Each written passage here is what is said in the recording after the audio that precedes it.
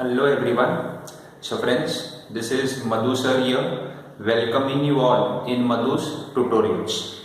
Friends, today we start with the journey of FYJC, that is your 11th standard. In today's lecture, friends, I am going to discuss with you and will let you know some of the most important things. All these things which I am going to share with you, make sure my friends you keep this in your mind and apply it whenever required, because whatever I am going to share with you is based on my past experience of more than 18 years. So it has been more than 18 years since I have been teaching FYJC. So what mistakes generally students commit, what are the things which they should avoid, what are the things which they should follow, ये सब मैं आज आपके साथ discuss करूंगा. Okay friends, Why this discussion is necessary, उसके लिए मैं एक छोटा सा एग्जाम्पल लेता हूँ.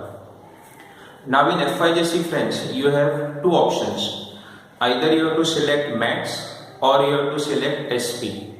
90% of the students which I have generally seen will select SP. Only 10% opt for maths.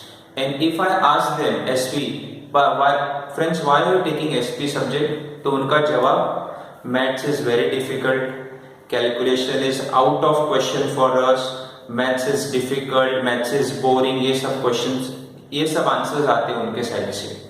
Same अगर मैं पूछूं जो मैथ्स लेने वाला है, उसका जवाब देखो क्या आएगा. What he will reply, sir maths is interesting, maths is logical, maths is super, sir I like to solve maths का सम, मेरे को अलग अलग वैरायटीज अलग अलग क्वेश्चंस पसंद आते हैं सॉल्व करने के लिए.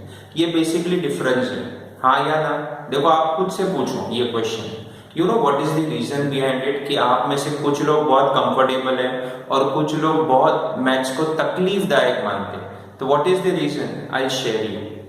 व्हेन यू वर स्मॉल ना my friends, you are not properly taken care as far as math subject is concern. Maths में जिस हिसाब से आपको बोलते हैं ना एक साचा रहता है, वो साचे के अंदर जिस हिसाब से आपको ढालना चाहिए था वैसे नहीं दिया. मतलब आपके साथ वो इम्पोर्टेंट चीजें, वो जो बेसिक चीजें है ना जो अच्छी तरह होनी चाहिए वो नहीं हुई है. नाउ ये नहीं हुई है, ये पास्ट है.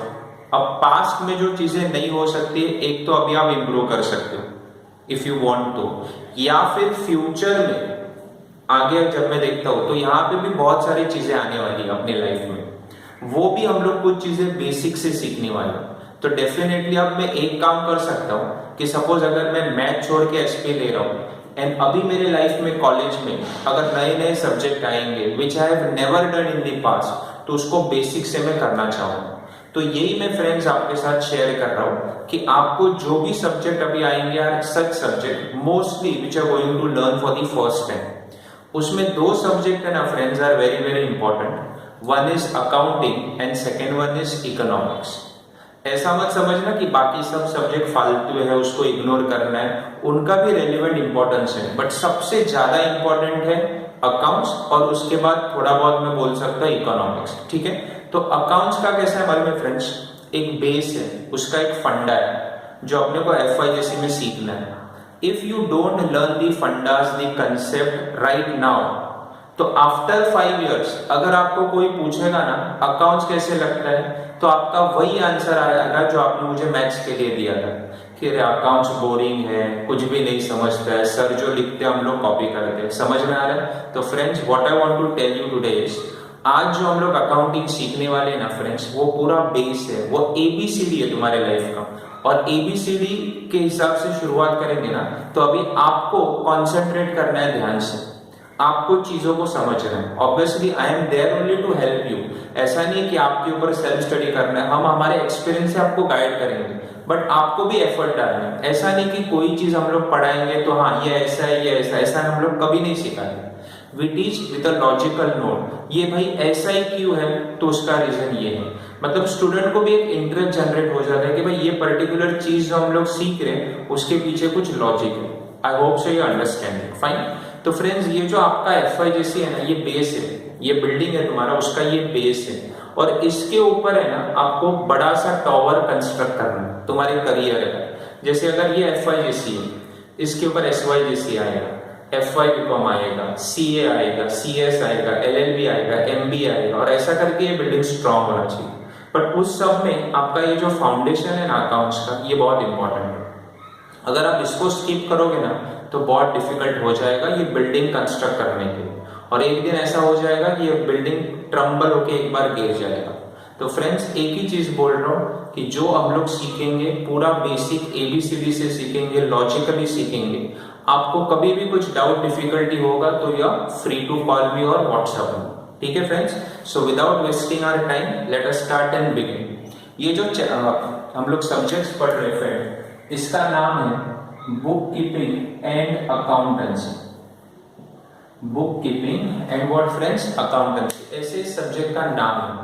तो फ्रेंड्स ये सब्जेक्ट जो है सबसे पहले is most interesting and most easiest subject, and this is something which you are going to correlate in your life, in your practical thing also.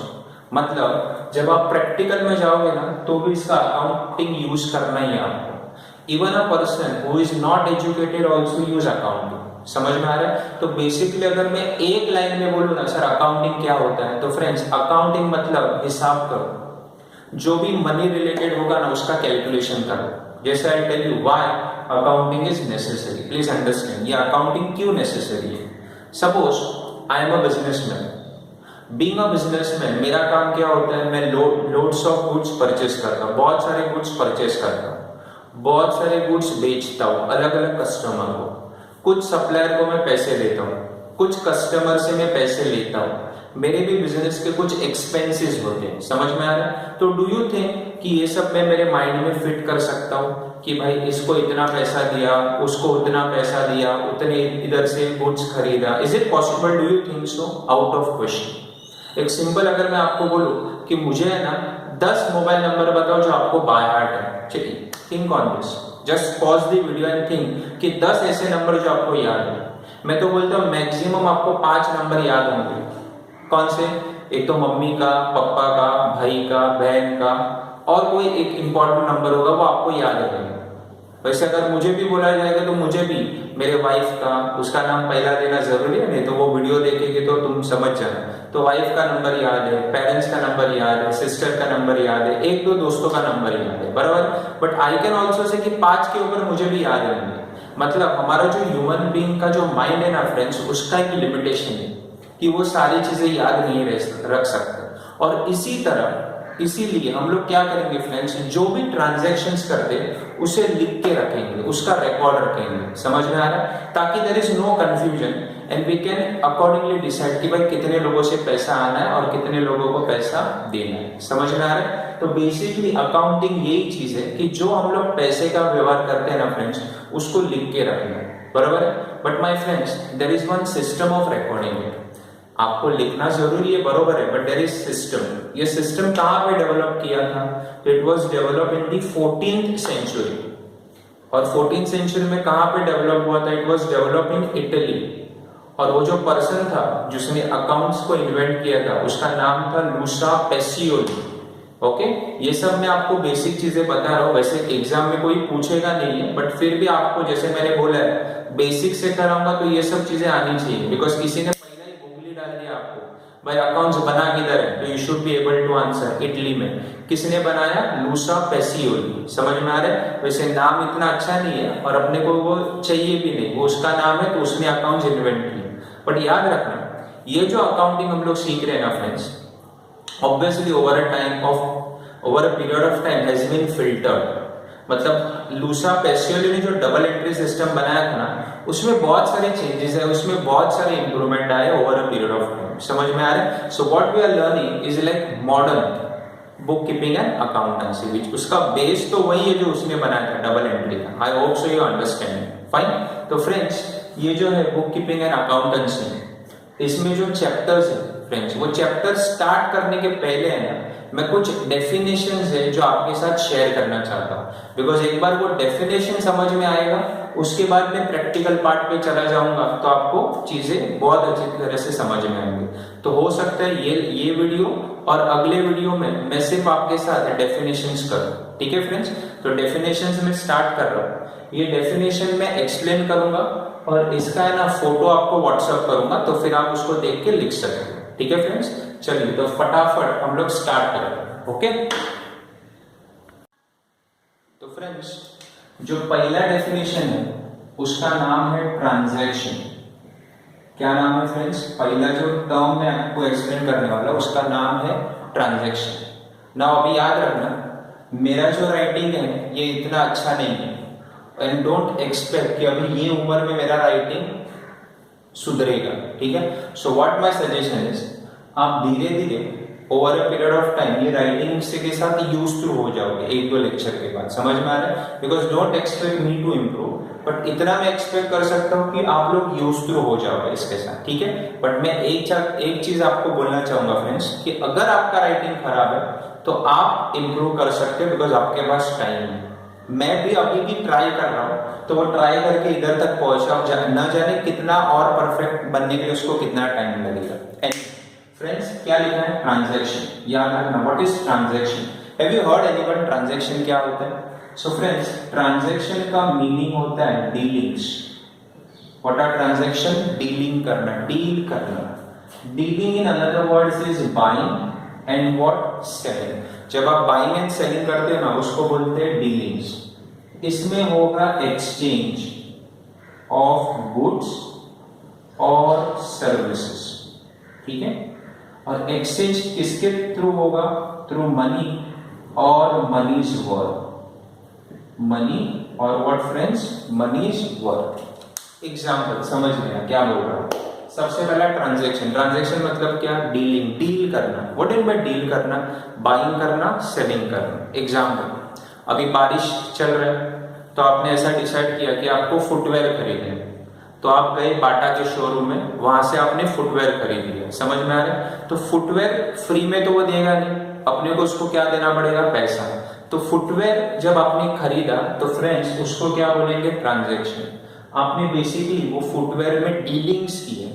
क्या हुआ उसमें? Buying and selling. आपने फुटवेयर खरीदा, उस बाटा वाले ने फुटवेयर बेचा, एक्सचेंज हुआ, मतलब जो गुड्स उसके पास था वो अब आपके पास आ गया, और उसके बदले में आपने उसको क्या दिया फ्रेंड्स? मनी। समझ में आ रहा है? तो मनी या व्हाट? मनीज वर्थ। मनीज वर्थ मतलब बार्टर सिस्टम। अगर आपको याद हो बार्टर सिस्टम, जहां पे फॉर एग्जांपल अगर मैं शर्ट सेलर और तू शूज वाला है, तो मैं तेरे को शर्ट देता था, बदले में तू मेरे को शूज देता था, उसको बोलते हैं बार्टर सिस्टम। तो मनीज वर्थ मतलब मैं पैसा नहीं दूंगा, ऐसे कुछ चीज दूंगा जो पैसे के बराबर होगी। ठीक है, फाइन। सो मनी और मनीज वर्थ। याद रखना, दो टाइप के ट्रांजैक्शन होते हैं।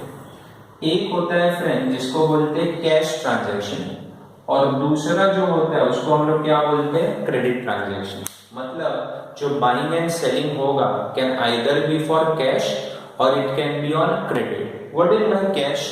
कैश मतलब तुरंत पैसा दिया, गुड्स खरीद लिया। What do you mean by credit? Goods तो खरीदा लेकिन पैसे नहीं दिए, उसको क्या बोलते हैं? उधारी। समझ में आ रहा है? Just an example, suppose imagine करो आप जिस किसी बिल्डिंग में रह रहे हो, वो बिल्डिंग के नीचे ग्राउंड फ्लोर पे एक आइसक्रीम का शॉप है। समझ में आ रहा है? और ये बहुत सालों से आइसक्रीम वाला है।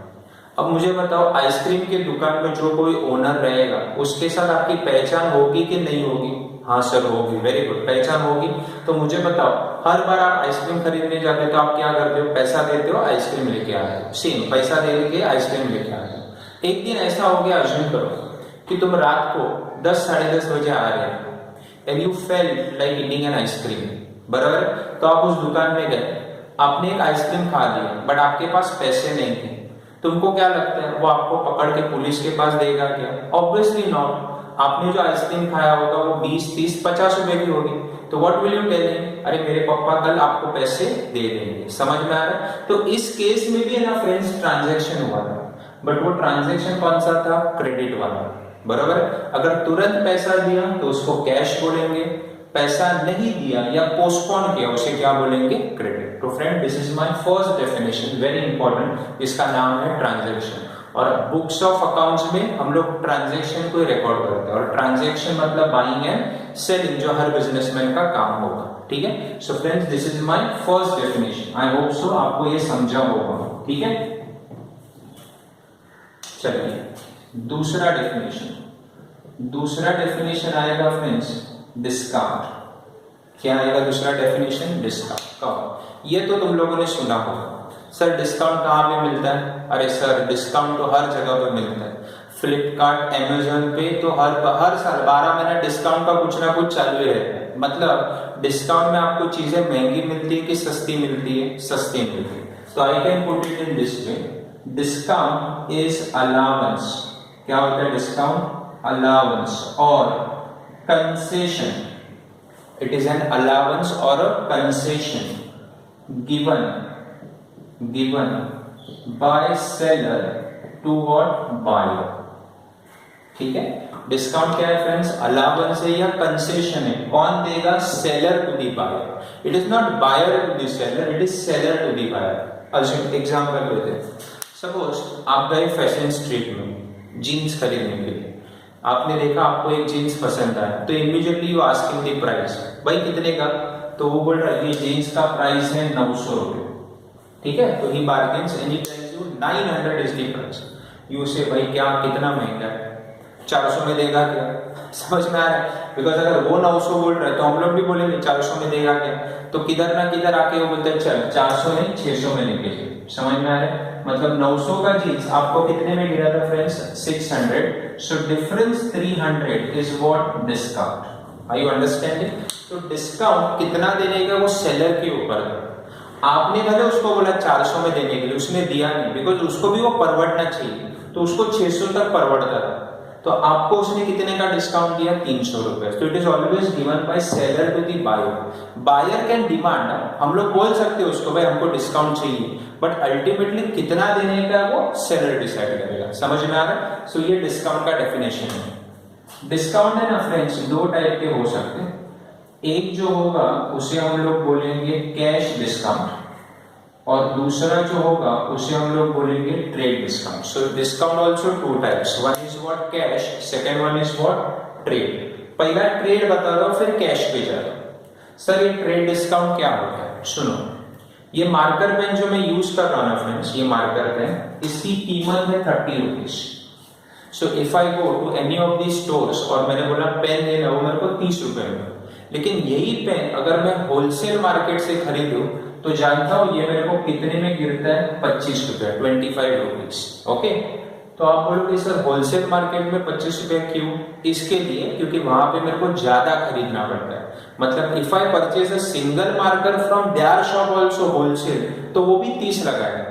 लेकिन अगर मैं 10 पेन खरीदता हूं, कितने पेन खरीदता हूं फ्रेंड्स? 10, तब जाके वो एक पेन मेरे को 25 में देगा। समझ में आ रहा है? तो in this case the price was 30, I am getting it for 25। तो कितने का डिस्काउंट मिला? 5। ये जो डिस्काउंट है ना फ्रेंड्स, इसे हम लोग क्या बोलते हैं? Trade discount. कौन सा discount? Trade. So I can put it in this way, जब हम लोग गुड्स खरीदते हैं लार्ज क्वांटिटीज में, and at that time whatever discount you get is known as what? Trade discount. Mind में clear हुआ? और एक एग्जांपल, आप लोग जो नोटबुक खरीदते हो, नोटबुक अगर किसी शॉप से खरीद लिया तो it might cost you around 25 rupees, 20 rupees etcetera. वही अगर आप होलसेल मार्केट में चले गए, तो होलसेल मार्केट मतलब अपने लिए अब्दुल रहमान स्ट्रीट में, तो वही बुक आपको कम से कम 5 रुपए कम में गिरेगा। बट वहां पे कंडीशन क्या है? पूरा एक पैकेट खरीदना पड़ता है, मतलब वो 6 का या 12, 1 डजन, हाफ डजन का सेट आता है, उतना पूरा खरीदना पड़ेगा तब आपको कम गिरेगा। तो एक खरीदोगे नो डिस्काउंट, ज्यादा खरीदोगे तो डिस्काउंट। वो डिस्काउंट को हम लोग क्या बोलते हैं फ्रेंड्स? Trade discount. माइंड में क्लियर है? ओके, नेक्स्ट क्या है? Cash discount. Now what is cash discount? नाम से पता चलता है, तुरंत पैसा देते वक्त अगर आपको कोई डिस्काउंट मिलता है उसको क्या बोलते हैं? कैश। मतलब at the time of making payment आपको डिस्काउंट मिला, उसको बोलते हैं कैश। यही एग्जांपल, एफएस में 900 का जींस आपको 600 में गिरा, तो आप बोल सकते हो 300 का आपको डिस्काउंट मिला। This is nothing but which discount? Cash discount. और एक एग्जांपल ले लो, सपोज मैं क्लास में आ रहा था तो मुझे देर हो गई, तब देर हो गई तो बच्चे ऑलरेडी बैठे थे क्लास में, तो मैंने फटाफट टैक्सी पकड़ ली और आ गया क्लास में। आने के बाद आई हैव टू पे टू द टैक्सी ड्राइवर। मेरा जो बिल था ना फ्रेंड्स, दैट वाज 32 रुपीज। कितना बिल हुआ? 32। मैंने जेब में हाथ डाला, उसको 100 रुपए मिले। इज टेलिंग मी भाई साहब चेंज देना। मैंने ओके। तो मैंने क्या किया, चेक किया and I had exactly 30 rupees with me as a change. बाकी जो भी नोट था वो तो 100 का था, 200 का था, 500 का था। मेरे पास 30 रुपए छुट्टे थे। तो मैंने बोला देख भाई साहब, एक तो आप 100 रुपए ले लो और 32 कट करके 68 मुझे वापस दे दो, या तो एक काम करो आप 30 रुपए रख दो। तो उसने बोला चलो 30 रुपए दे दो। तो मुझे बताओ यहाँ पे भी जो 2 रुपया फ्रेंड्स मुझे मिल रहा है ना, वो भी डिस्काउंट है। Now you tell me this is trade की कैश? कम ऑन एवरीवन, पैसे देते वक्त डिस्काउंट है, उसको क्या बोलेंगे? कैश। समझ में आ रहा है? तो ये था मेरा दूसरा डेफिनेशन जिसका नाम है फ्रेंड्स डिस्काउंट। ओके, चलिए नेक्स्ट डेफिनेशन पे आ जाओ। थर्ड, तीसरा डेफिनेशन है फ्रेंड्स जिसका नाम है गुड्स। क्या नाम है friends? Goods. Now what are goods? Simple, goods मतलब any commodity. Goods is any commodity or article in which businessman deals, in which businessman deals, deals मतलब क्या? Dealing, buying and selling. क्या लिखना है? What is goods? Any commodity, ऐसा कुछ भी commodity है जिसमें वो बिजनेसमैन डील करता है, उसको हम लोग क्या बोलेंगे? गुड्स। एग्जाम्पल, सपोज जैसे मैंने बोला कि अपनी बिल्डिंग के नीचे आइसक्रीम वाला था। फॉर एग्जाम्पल अज्यूम करो कि मैं ही वो दुकान का ओनर हूं जो आइसक्रीम बेच रहा हूं। तो याद रखना, अकाउंट्स में जो कोई बंदा जिस में डील करता है ना, वो उसके लिए प्रोडक्ट नहीं रहता, वो उसके लिए क्या रहते हैं? गुड्स रहते हैं। मतलब अभी से अकाउंटिंग में ऐसा मैं बोलूंगा कि I am not selling ice cream, I am selling what? Goods. समझ में आ रहा है? और एक एग्जाम्पल, आप क्लॉथ मर्चेंट हो, आपका काम है गारमेंट्स बेचना, कपड़े बेचना। तो इन दैट केस आप कपड़ों में डीलिंग कर रहे हो, कपड़ा खरीदना, कपड़ा बेचना। तो कपड़ा आपके लिए क्या होगा? गुड्स, क्योंकि आप उसमें डील कर रहे हो। समझ में आ रहा है? फॉर एग्जाम्पल, मेरा गोल्ड का शॉप है और मैं गोल्ड ज्वेलरीज बेचता हूँ। तो गोल्ड जो होगा ना फ्रेंड्स, मेरे लिए क्या होगा? गुड्स। Are you understanding? मतलब आप जिस किसी में भी डील करते हो वो आपके लिए गुड्स होगा। फॉर एग्जाम्पल, आपका मोबाइल का दुकान है, तो फटाफट अकाउंट्स में तुम बोलोगे क्या मैं मोबाइल बेच रहा हूँ? नहीं, मैं मोबाइल नहीं बेच रहा हूँ, मैं क्या बेच रहा हूँ? गुड्स बेच रहा हूँ। समझ में आ रहा है? So this is the definition of what? Goods. ठीक है, नेक्स्ट और एक ले लो, बिजनेस। क्या है definition? Business. Come on, what is business? अब बोलना मत सर बिजनेस मतलब धंधा। You are just going to translate me in Hindi, so that is not the answer. What is business? So business is any regular activity, any regular activity which is undertaken with intention of earning what? Profits. With intention of earning what? Profits. मतलब कुछ भी regular काम करोगे जिसमें intention क्या है? Profit कमाना, उसे हम क्या बोलते हैं? बिजनेस। Any regular activity. तो मुझे बताओ, आपके आसपास इतने सारे दुकानें हैं, वो दुकान वाले हर बार क्या करते रहते? मुझे बताओ। सिंपल, वो लोग क्या करते? गुड्स खरीदते, गुड्स बेचते, गुड्स खरीदते, गुड्स बेचते, यही करते। किसी का भी नाम ले लो, किसी भी बड़े से बड़े कंपनी का। अगर मैं बात करूं पतंजलि, बाबा रामदेव क्या करता है? गुड्स बनाता है, गुड्स बेचता है। तो वही काम है ना, this regular activities what? Goods बना, गुड्स बेचो। हिंदुस्तान यूनिलीवर क्या करता है? गुड्स खरीदना, गुड्स बेचना। समझ में आ रहा है? मतलब कोई भी रेगुलर एक्टिविटी हो जिसमें आपका इंटेंशन क्या होता है? प्रॉफिट, वो आपके लिए क्या माना जाएगा? बिजनेस। अब इसके ऊपर मैं आ जा रहा हूं, सुनो। आपकी मम्मी घर पे रोज खाना बनाती है कि संडे को आराम करती है? नहीं सर, रोज बनाती है। संडे तो छुट्टी रहता है, उस दिन आराम नहीं करती? ऑब्वियसली नहीं। जैसे आपकी मम्मी आपके लिए खाना बनाती है, मेरी भी मम्मी मेरे लिए खाना बनाती है। तो मुझे बताओ, क्या खाना बनाना एक रेगुलर एक्टिविटी है? Of course yes sir. क्या वो बिजनेस है? No sir. Why? Because mama ये जो आपके लिए खाना बनाती है इज अ रेगुलर एक्टिविटी, बस उसका इंटेंशन ये नहीं कि वो प्रॉफिट कमा। मतलब ईच एंड एवरी टाइम आपके खाना खाने के बाद वो बिल नहीं लेके आती है, ये लो भाई 150 रुपया हो गया दे देना। अगर वो वैसा करती ना, then we can say business, but mama will never do it. यार आ रहा है मेरी बात समझ में? और कौन सा रेगुलर एक्टिविटी है? सपोज आप हर दिन एक्सरसाइज करते हो, it is a regular activity. क्यों? Are you earning profits from there? No. What you are earning? You are earning a good health. तो ये आपके लिए कर रहे हो. क्या वो बिजनेस होगा? नहीं. अगर मान लो, मैं बोल रहा हूँ मान लो आप पढ़ाई रेगुलर करते हो, which is very difficult, but example कि भाई हम लोग रोज पढ़ाई करते हैं, तो पढ़ाई अपने लिए रेगुलर एक्टिविटी हो गया. Is it my business? Obviously not. मतलब जो कुछ रेगुलर करोगे जिसकी वजह से पैसा आएगा, जिसकी वजह से प्रॉफिट्स होगा, उसे हम लोग क्या बोलेंगे? बिजनेस. ओके फ्रेंड्स, तो आज मैंने आपके साथ 4 डेफिनेशंस किए हैं.